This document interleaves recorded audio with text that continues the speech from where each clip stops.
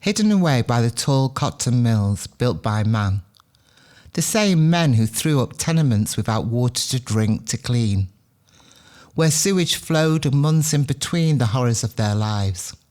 Here existed, but this was no life.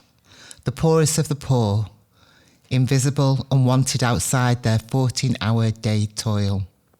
Common folk, a labour force of families, mothers, fathers and children whose small chests choked on fibres that filled the air and blinded their eyes, while hands, large enough and small, scavenged cotton so that little was lost for the master merchant. England's empire cared nothing for the human cost. Black skin was property to the plantation, and her own poverty-stricken were the worker drones of the Queen's hive. How Manchester embraced this image of hard labour in her coat of arms, the bee, an emblem of industrial loyalty to Queen and country. But a swarm of bees is dangerous, a deadly threat to the lives of those who exploit them. So, leave a little honey. Like the offering after confession, a small donation, charity to keep the devil away, with little care of what has been done, for it can be done again tomorrow. Without war, you need pestilence, for the lower class will breed uncontrol, and as they multiply, they will look at their lot so small compared to the affluent, well-heeled and wealthy squanderers, prosperous from the honey they harvest from the bees, as they and their children starve. Time passes and slaves uprise. Rebels are crushed but rise again to break the chains rusty from daily use, and the lash has torn too many backs to stop a fight for freedom.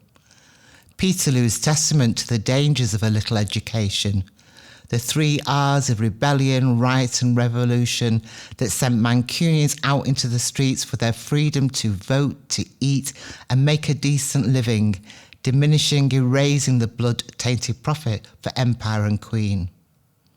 Heed Sankofa, reflect on the past of our shared history.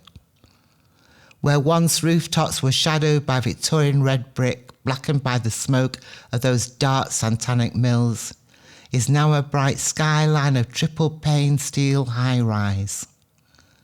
The corridors of ragged schools no longer belch out children, cramped 100 to a small room, dark without light or ventilation. Today, education goes beyond the 3 R's of reading, writing and arithmetic. The chalk and slate are antiquities long forgotten, as technology is a forerunner to learning. The city prospers, proclaiming its success across the globe. It speaks not of food banks, of streets lined with charity shops, of those so poor their teachers ask for shoe donations, where beds are gifted so that young may rest. These are this century's neglected, disadvantaged, poor and depressed. Remember the forgotten, for generational curses are motivated by trauma, antisocial behaviour orders, education suspensions and permanent exclusions are easily exploited as county line recruits. Identified as villains, criminally profiled, wrong place, wrong face, school uniform strip search, falsely accused, exploited and groomed. Let not our youth find solace in drink, self-medicate the anguish of their lives. Let not parents read their children's eulogies, death's final blow by gun, by knife, by suicide. Let not their generation epitaph be, they did not grow old, their lives did not matter.